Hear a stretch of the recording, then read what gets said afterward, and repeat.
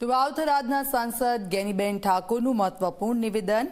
મહાભારતને ટાંકીને ગેનીબેન ઠાકોરે નિવેદન આપ્યું છે। ટેકેદારો મજબૂત હોય તેનો વિજય નિશ્ચિત છે। ઓછા રાખો પણ મક્કમ હોય તેવા ટેકેદારો રાખો। મક્કમ ટેકેદારો હશે તો અડધું યુદ્ધ તો ત્યાં જ જીતી જશો। મહત્વનું છે કે વાવથરાજ જિલ્લાના લાખણી તાલુકાના સેદલા ગામે શ્રીમદ ભાગવત કથાનું આયોજન થયું હતું।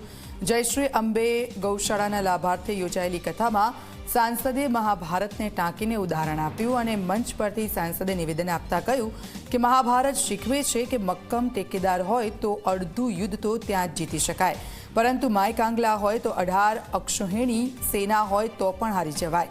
કાર્યક્રમ દરમિયાન પરબત પટેલે સાંસદના માથે હાથ મૂકીને આશીર્વાદ પણ આપ્યા હતા।